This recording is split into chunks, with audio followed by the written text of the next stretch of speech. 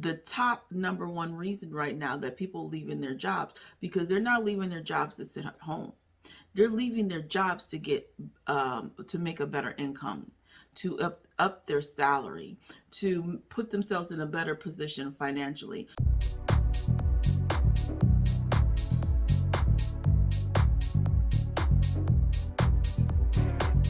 Welcome to another episode of Becoming with Angelina Watkins, where we are turning dreamers into believers and doers, where we are sharing our stories of how we've overcome, reached a level of success, and we're living life on our terms. And we are here to give you a fresh perspective and the blueprint to win at love, life, and money. I'm your host, Angelina Watkins, and I'm here to help you become who you're supposed to be so that you can do what you're supposed to do, so you can live the abundant life that you want to live. Now, this episode is going to be the first of a series I'm going to do all around the job market, because I've seen this article that I'm going to talk about as part of my thought prompt called The Great Resignation. And it's all about all of these people resigning. It gave me this thought, like, all of these people are leaving their jobs seeking new opportunities. Why don't I not talk about how to prepare for those things, how to prepare for the interview, how to prepare for your dream job, how to prepare to level up your career, right? So I'm going to be doing a series because we need to be talking about those things. We need to be getting ourselves in a position, right, to win at money. And that includes leveling up our career and preparing ourselves for what we need to do, even if that's entrepreneurship. Now, I don't know if I'll get into entrepreneurship. That might be a totally different series, but I'm definitely going to talk about how to get you all prepared for the job market. Now, before we get into the thought prompt and my masterclass of today, don't forget to like and share. And don't forget to subscribe to this video. Now, I need you to like and share because I need you to be able to get me into the algorithm that's going to get me in front of the people who need to hear this. There's some people out there who are seeking opportunities and they're not ready for those opportunities. And I'm going to get into that in one of these episodes because I do a lot of interviewing in corporate America, and there's probably some people who are some really good candidates, but they do not know how to prepare themselves for their dream job. They do not know how to prepare themselves for an interview. They do not know how to sell themselves, so they're not in a position to level up their career, even though they got the intelligence and the skills to do so. So like this video so that I can get in the algorithm. So who needs to see this will find this. All right. So I'm going to go ahead and get into the thought prompt. Now, my thought prompt came from, it was an article with CNN. Now, I'm on, like, you get on the internet and you have Bing.com and they have all these articles. And this article is a little old. It was written on March 29th, but nonetheless, it came up in my feed. And so it caught my attention because it said, "The Great Resignation continues. 4.4 million Americans quit their jobs last month." So if this was written in March, that means February. So I'm like, what? 4.4 million people have quit their jobs? Yet we see all of these job openings of people trying to hire, and they're having a hard time to hire, which, again, I do hiring in corporate America, and we're having a hard time hiring and finding the right talent. So there's something going on here, and it's worth discussing. And it certainly got me to thinking as to what is going on. What is going on with this job market, with the opportunities in our employment? Because there was a time a few years ago during the pandemic, people were losing their jobs. People couldn't find a job. They were hoping and praying they could keep their job. Now we've gotten to the point where people have a job and they're quitting. So now we've shifted from high unemployment, because jobs was letting people go, to now we have people saying, "Deuces, I don't want to work for you no more." And so what's really going on? I think that's something that needs to be explored. Why are people quitting their jobs? Why are they resigning? Because I've seen that. Not only are we having a hard time hiring people, but we're having a hard time keeping people as well. So people are resigning, and I'm seeing that. um, where I'm working right now for a Fortune 500 company. And so the question that came to me is why though? Why are people leaving their jobs? And so, I had to do my research. I had to go find some answers, and I found, a reliable source. I've, used research from them before. It's Pew's Research Center has done a survey or did some research on people leaving their jobs in 2021. And so this great resignation didn't just start, you all. It didn't just start um, in February. Supposedly, this has been going on since 2021. And so I wanted to kind of talk a little bit about the reasons why people are leaving their job. And that's going to be my masterclass of the day, is just to kind of share some information. And then, of course, this is to kick off my series on employment and being able to level up your being in order to be prepared for the job market and the dream job that you want, because there's something happening. And if you don't know what's happening, listen to me. You need to pay attention and get yourself ready, because there's opportunities out there. If you got this many people leaving their job, that means there's opportunities. But if you got this many people leaving their job, that means they're finding opportunities. And you need to get yourself in a position where you are able to take advantage of those opportunities. So my master class for today is I'm going to go over the top reasons why U.S. workers have left their job. Okay, I want to get into why they're leaving and talk about that a little bit. And I want you to just kind of think a little bit for yourself as to where you are, because one of the things that I help people with is people who are um, unsatisfied, unhappy, and unfulfilled. They're stressed out, burnt out, and overwhelmed with their current job, and they're just don't want to be there. And they're like, man, I just know there's more to life than this. I just know there's more for me out there. I have more in me. I have more to give, and I just don't know what to do. And we have some people here who's saying, I'm better than where I'm at, and I'm going to go find better, and they're resigning and they're going elsewhere. Now, I do need to let you know that in my research, these people are resigning, but they're not just quitting their job and sitting at home, because, of course, that's what it makes you think, like, whoa, people just quitting their jobs. How are they making money? What are they doing? No. That brings me to the top number one reason right now that people leaving their jobs, because they're not leaving their jobs to sit at home. They're leaving their jobs to get to make a better income, to up their salary, to put themselves in a better position financially. So they're leaving for a job that's paying more, or they're leaving for opportunity that's going to pay them more, or they're leaving for entrepreneurship because they're realizing I have the intelligence and the skills to work for myself and make just as much money being an entrepreneur as I'm working, or as I'm making working this 9 to 5 for these people who don't appreciate me. So the number one reason people are leaving right now is um, their pay was too low. They don't feel like they're getting paid what they're worth, right? And so they're saying at this point, I don't really have to settle for what you're paying me. I know I'm worth more than what you're paying me. I know with my intelligence and my skills, I can do better.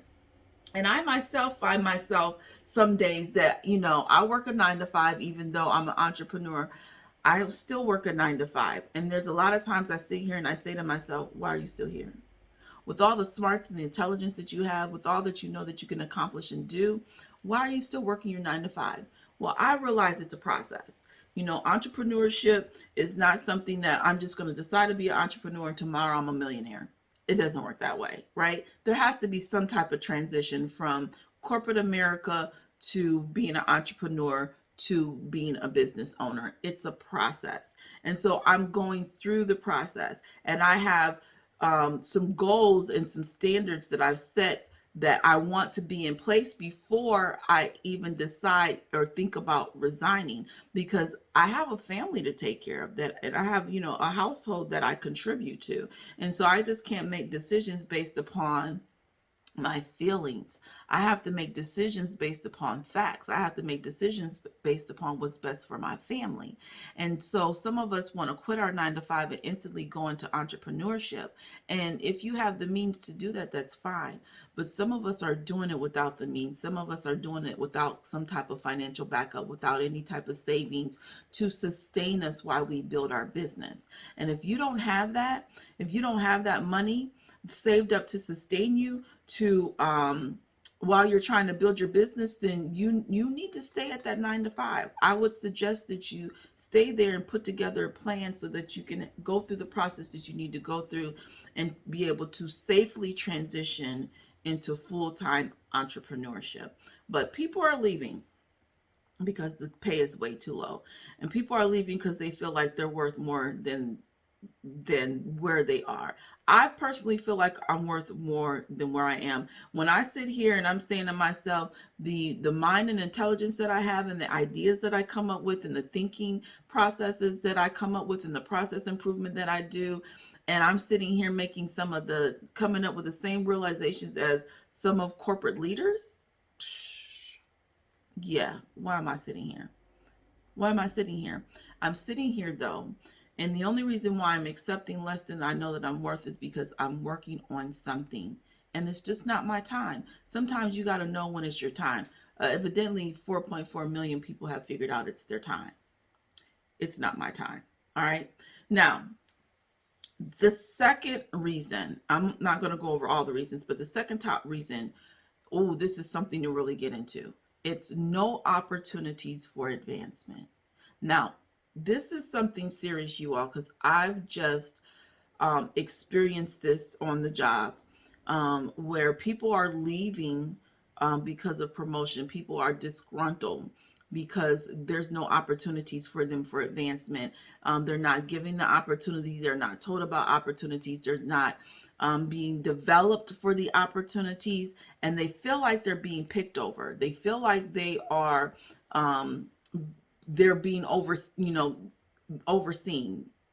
right? You know what I'm saying. But people are upset because they're not being picked for promotions. They're not being picked for special projects. It's like they're being overlooked. They're being made the underdog. And that's not a good feeling to feel that way. I've been there, okay? And I've felt that way. And so we have a lot of people in leadership that don't realize you have a whole team of people that if you don't treat them right, if you don't manage them right, if you don't try to develop your team, you're going to lose them. And that's what's happening. Whether we want to believe it or not, we have in corporate America, you have management that has their favorites. They don't think they have their favorites, but they do, which is those people who are doing well, those people who excel. And they don't put forth the effort and time in those who aren't as advanced and that aren't excelling in their position. And what we need to do is start focusing a little bit more on those who are not really up to the standards of your advanced employees and start pouring into them, start developing them so that you can have a winning team. People just want to feel needed. We want to feel appreciated, even on the job. And when we go to a job and we're working 9 to 5 and we're putting in our all and we're coming back up short because we don't feel appreciated, then we get unhappy, we get disgruntled. We're like, why am I here? And we leave and we go look for something or go somewhere where we feel like we're going to be appreciated. Now it's a gamble because you can go to that next position and still not be appreciated. But it's like, at least I'm being appreciated for more money, right? So the third thing it says, they felt disrespected at work. I think that just kind of goes with the first two, right? I'm underpaid. That's disrespect. I'm not being able to advance. I'm not being picked for promotions. That's disrespect. I'm not being recognized for who I am and what I bring to the table. That's disrespect. You're not pouring into me. You're not trying to develop me. You're not trying to make me help me improve my performance to be able to even do better on the job. That's disrespect all by themselves. But then there's leadership who doesn't respect their employees. And I don't know what happens to people that get into these leadership roles that put themselves on this pedestal that I'm smarter than you, I'm higher than you, and whatever I say goes. And we're basically, treated like peasants. And that's how they look at us, and that's how they talk to us. And they talk to you any old kind of way. And we're tired of it. Y'all, corporate America folks, we're tired of it. We're tired of going to a job, putting in our all, being stressed out, being overworked, working more than 40 hours sometimes, not getting our PTO approved, not being able to do what we need to do, have that work-life balance. And then we come to work for you to talk to us in all kind of way. It's not right. It's not fair. You can't keep treating your employees like they're nothing and think they're going to keep showing up and giving you their all and giving 100%. Our leadership on these jobs, you have got to learn how to be better leaders. In managers, there's a difference between being a leader and a manager. And I'm sorry, but these managers, they don't even know how to manage yet, let alone lead. So there's a lot of development within our leadership on these jobs of these people in these positions that need to be developed in order to learn how to not only cultivate a team of winning people, nurture a team of winning people, develop a team of winning people, but be able to really lead and guide these people so that you can be able to get what you need out of them and then they not feel disrespected. Okay. The top fourth one is because of childcare issues. Now, I'm so thankful that I don't have to deal with that anymore, but I certainly can understand the problems that people are having with childcare, especially when the pandemic hit and we got to go to work, but the schools were closed. You want me to come into the office, but my children at home, the daycares are closed. Where are my children going to go? Now, some of us were very fortunate enough to be able to have work for a company that was able to set us up to work from home. But there were a lot of people who, like the people who work in the medical field, who could not work from home. And there was a lot of people who maybe worked a shift that it just didn't work out with their children being at home. And it became very difficult, right? And so they had no choice but to leave their jobs and maybe go find something else. And so we've got to decide if where you are is where you need to be or want to be based upon your happiness and your peace. If you've got a job that you are unhappy, you're unfulfilled, you don't feel respected, you feel like you're underpaid, you feel like you're overlooked, you're not given the opportunities that you want, you're not getting the promotions, sometimes you got to look at yourself, because it's not always the job, although it is. I pointed out some things about the employers that they need to change. But then there's times where we have to look within and we got to look at ourselves and ask ourselves, how are you showing up? How are you showing up? We want promotions when we're not even showing up properly to get the promotion. We want a promotion, but our attitude sucks. We're quick to go off. We're quick to get nasty. We're quick to say what we're not going to do. And we don't want to look within ourselves and we want to blame everyone else as to why we didn't get that promotion when you're not looking at yourself as to why you didn't get that promotion. And then you want to get mad and then you quit. And then you're going to be right back in the same position that you were when you get this new job if you don't change your attitude. You're going to get this new job and you might have got a little bit more money, but you're not going to get advancement and you're not going to go anywhere because of your attitude. So not only do we need corporate America leaders to help develop their employees, but we also need the employees to take the initiatives to develop themselves. Change your attitude, change your demeanor, change how you talk to people, change how you relate to people, change how you're showing up, change how you are as a team player, okay? That's my short and skinny masterclass. Now, as I said, we're going to continue this series and we're going to continue to talk about how to get yourself ready for that job opportunity, how to get yourself prepared for that interview and how to sell yourself within that interview, the do's and the don'ts of what you need to do in order to level up your career. Now, Q&A, I want to say I have this viewer Q&A and you all have been submitting questions and I just have to take this time to say thank you. Thank you so much for tuning in. Don't forget to hit the subscribe button, but I want to thank you for tuning in every week, listening to the things that I have to say, and then coming back to me with questions that you have. And so one of my viewer questions was, I talked about in a previous episode, I talked about finding your purpose and the 5 things you need in order to find your purpose, which was know who you are, know what you do, right? That was the first 2 things. And somebody said, forget the rest of them. Can we just start with number 1, which is know who you are? Know who you are. Can we just start with that? And I'm saying to myself, yes, we can start with that. So what I'm going to do is I'm going to put together something to talk all about figuring out and knowing who you are. And I will talk a little bit about that in this series of leveling up your career, because you cannot level up your career. Well, you can, but you want to level up a career that fits who you are. And a lot of us are unhappy and unfulfilled on a job because we're working a job that doesn't fit who we are. So we got to first start looking at who we are and determining what's going to work for us, because otherwise you're just going to keep going from job to job to job and being unhappy. And that was me. I was exploring things. I was, trying out some things, but I was not happy on those jobs because I didn't know who I was. And if I knew who I was, I would know, don't pick those jobs. And so I had to learn the hard way by exploring and trying different jobs to realize, nope, that's not you. Nope, that's not you. And then being able to really hone in on who I am and what my skills are and what I bring to the table, so that I could start looking for jobs and applying for jobs that fit my personality and my giftings and my strengths. Okay, so we'll get more into that of knowing how do you get to know who you are. All right, so that is my